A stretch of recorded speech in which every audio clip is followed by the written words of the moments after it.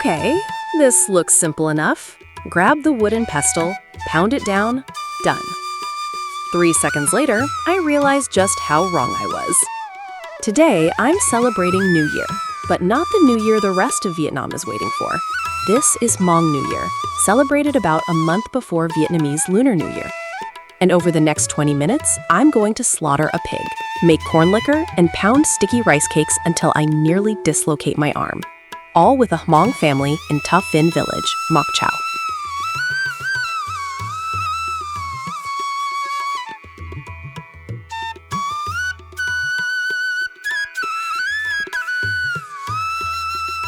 When the peach blossoms begin to open, that's when the Hmong people know New Year is coming. Their Tet is usually celebrated about 1 month earlier than the Lunar New Year of Vietnam's king majority. I arrive on the afternoon of New Year's Eve in Ta Phinh Village, Moc Chau, Son La province. And the moment I enter the village, I can already feel the excitement building everywhere.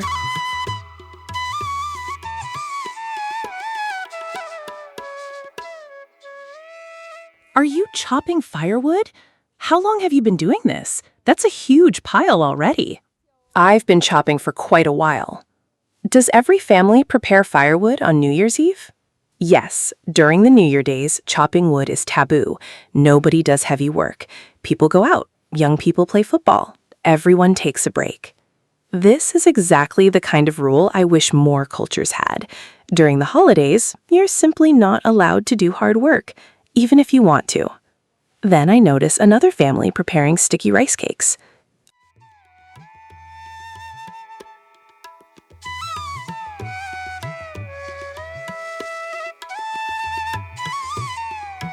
Are you making bandé? How much rice is in there? That looks like a lot.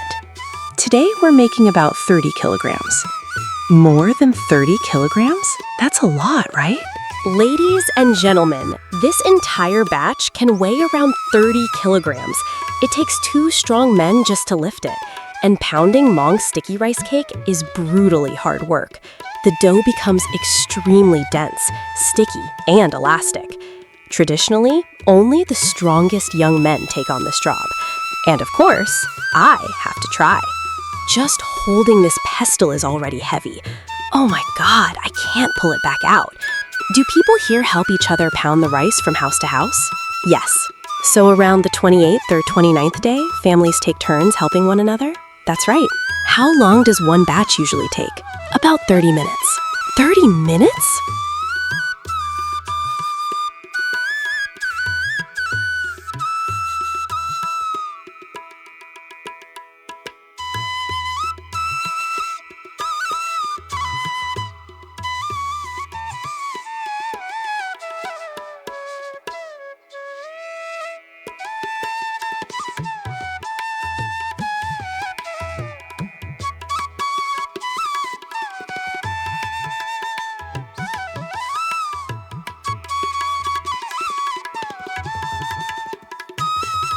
That's only because you guys are strong enough to survive it. Oh, wow, it's completely stuck. I seriously can't pull it up. Okay, I think I need to give this back to you. And this is the exact moment I realized that what I thought would be a fun little cultural activity is actually a high-intensity, full-body workout, and the locals make it look easy. Then I notice a bowl of beaten egg nearby. Why is there a bowl of egg here? So the dough doesn't stick to your hands. Ah, so you rub the egg onto your hands first. The egg helps keep the sticky rice from clinging to your fingers while shaping the cakes. I give it a try. How do you make it round? Mine looks terrible. You have to shape it like this. Right, this is harder than it looks. And mine is definitely too small. Eventually, I managed to make one. It's not exactly beautiful, but at least it's technically a bandé. And now I understand something else. The Hmong version of bandé is very different from the version commonly eaten by the kin people. It is made entirely from glutinous rice, no filling, and the cakes are usually much larger. Do you have to burn incense before eating them? No. Do children have to eat them first? No. Anyone can eat them. I take a bite. Rich, dense, chewy, and unmistakably made from sticky rice.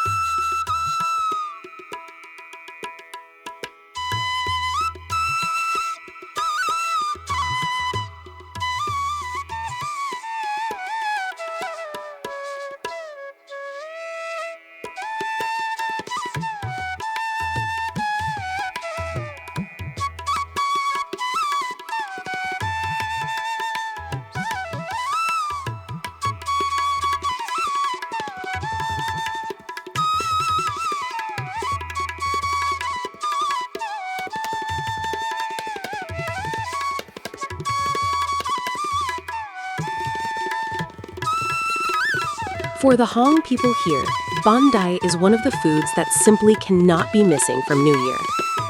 On the afternoons of the 28th and 29th days, if you walk through the village, you can hear the rhythmic pounding from house after house. That sound is the sound of Tet approaching. Once finished, the cakes are wrapped and stored. Families may eat them for nearly 10 days.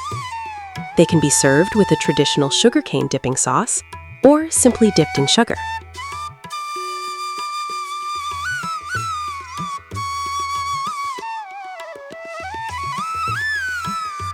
Then I see something else that catches my attention.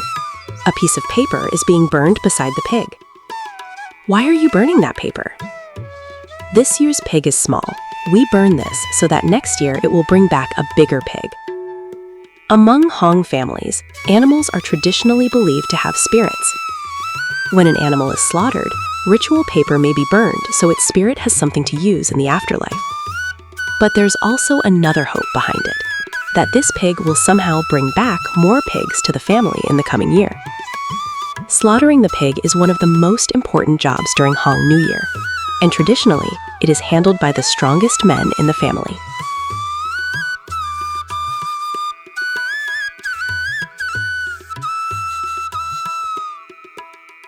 I look at a large piece of pork hanging nearby.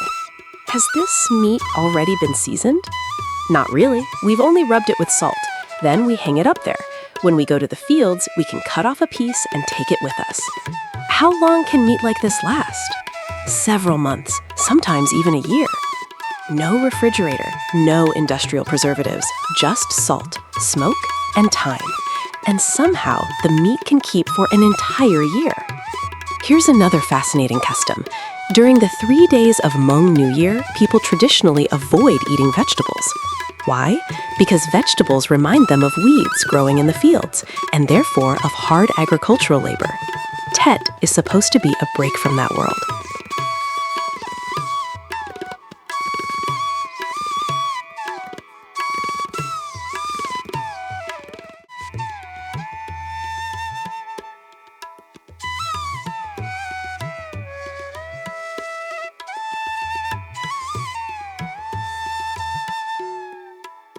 Then we move to another essential part of the celebration, corn liquor.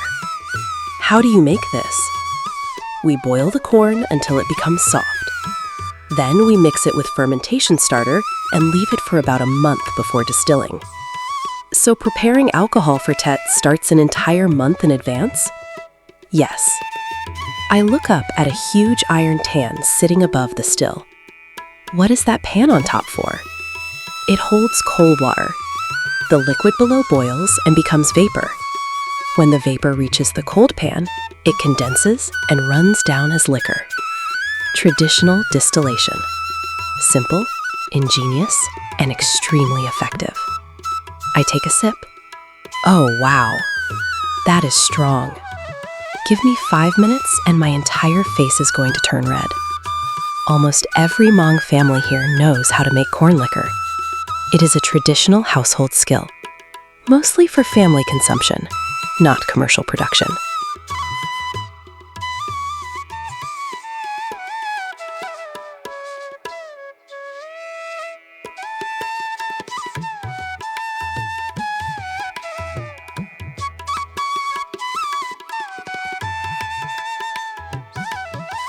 Then I notice something else inside the house, a belt covered in small coins. What is this? Why are there so many coins attached to it? It's a belt. We wear it during New Year when we go out. When you walk, the coins make music. While the men slaughter pigs and handle the heavier jobs, the women are busy finishing embroidery and preparing their most beautiful clothing for the next day, because the first day of New Year is for dressing well and going out.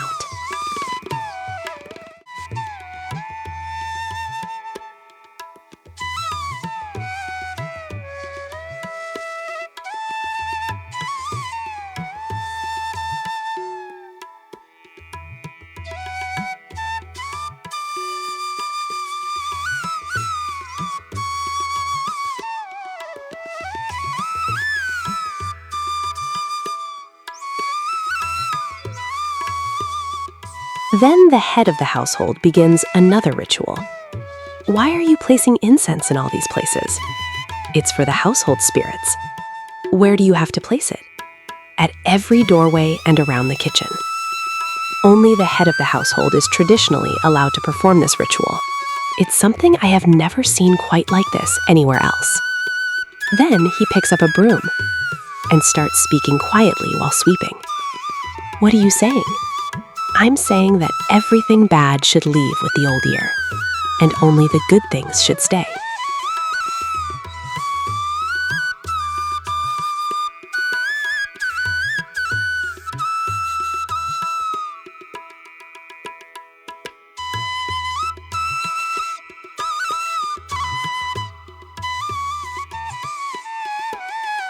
Then comes another ritual. A rooster. What are you doing with the chicken? This is our custom. We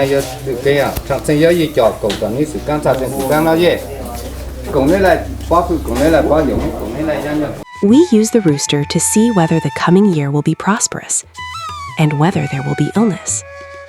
In a traditional Hmong home, 3 places carry particular spiritual importance: the ancestor altar, the hearth, and the main house post.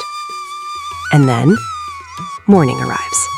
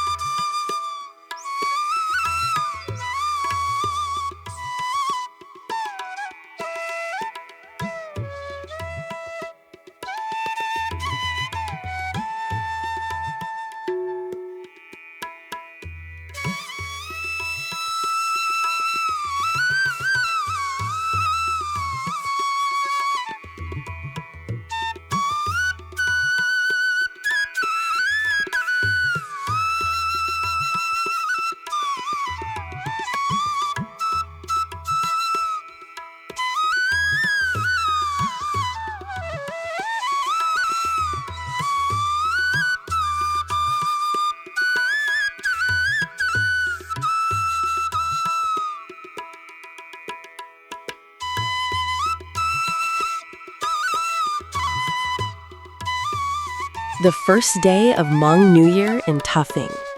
Children pour out of their homes wearing brand new clothes, bright skirts, colorful embroidery, silver ornaments.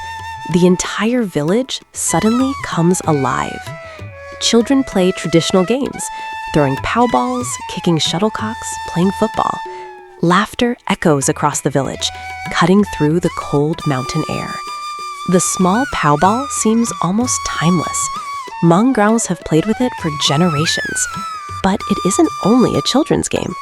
For young men and women, throwing pow has traditionally been an opportunity to meet, to talk, and perhaps to find someone special. If you ever come to Moc Chau during the Hmong New Year, I promise you will never forget the colors of Ta Phinh. The peach blossoms, the traditional clothing, the sound of laughter, the smell of smoke, the corn liquor, and yes, the sticky rice cakes that nearly destroyed my arm. From nearly dislocating my shoulder pounding bonday, to drinking corn liquor until my face turned red, to watching pow balls fly across the village courtyard, this has been one of the most authentic New Year experiences I've ever had in Vietnam. If this video makes you want to grab your backpack and come here yourself, hit like, subscribe, and leave Ta Phinh in the comments below. And Happy New Year to all of you, no matter when in the year you celebrated. I'll see you in the next video.